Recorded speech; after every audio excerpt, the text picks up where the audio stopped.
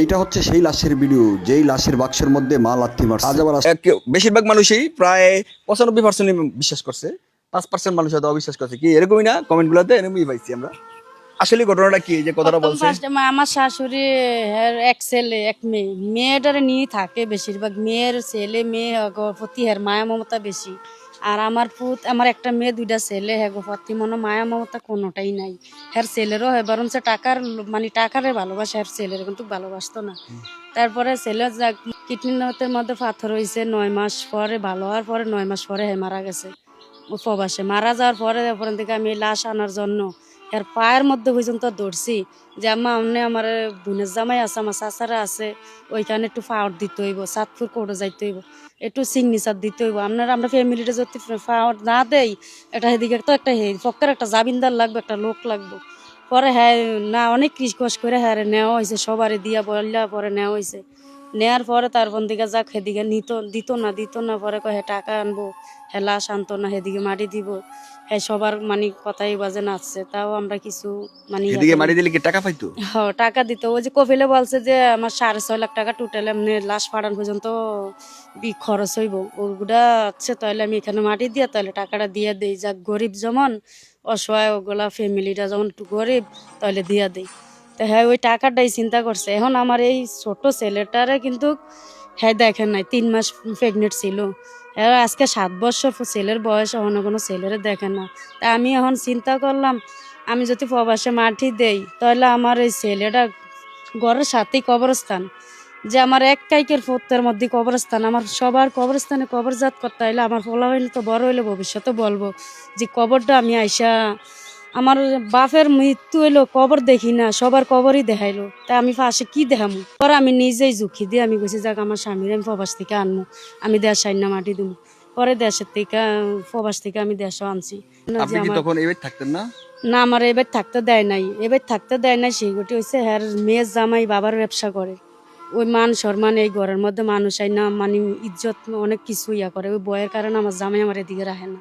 পরে এখানে লামানোর পরে হ্যাঁ কবর করতে আইসে 9টা বাজে, মানুষে কবর করতে দেয় না, কবর করতে দিতাম না, ইয়া ফুসকুনিতে বাসিয়া দুমু যদি লাশের লগে স্বর্ণ গয়না টাকা পয়সা যদি না আসে।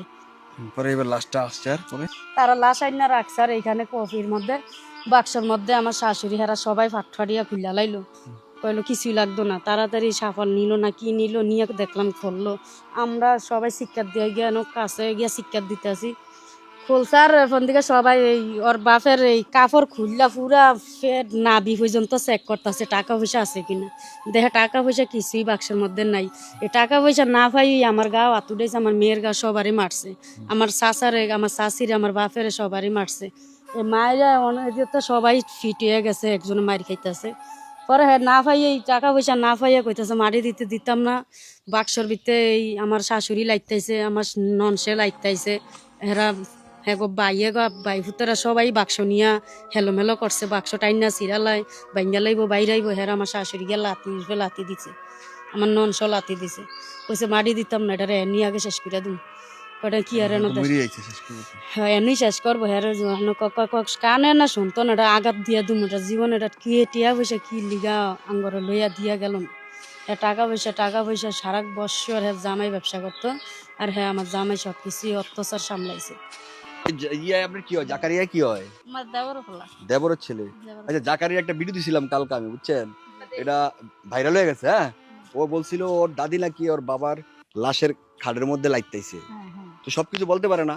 তো পরে ওর মার কাছে জিজ্ঞেস করলাম, আমার কইতাছে ওই যে টাকা দিব কইছিল, বাংলাদেশে আনলে টাকা পাইতো না, এই দেশে মারি দিলে টাকা পাইবো। এখন এই দেশে আনছে, বাক্সের ভিতরে নাকি টাকা পায় না দেখে লাত্তি মারছে। কথাটা কি সত্য? কেন? এটা সত্য, হ্যাঁ সত্য।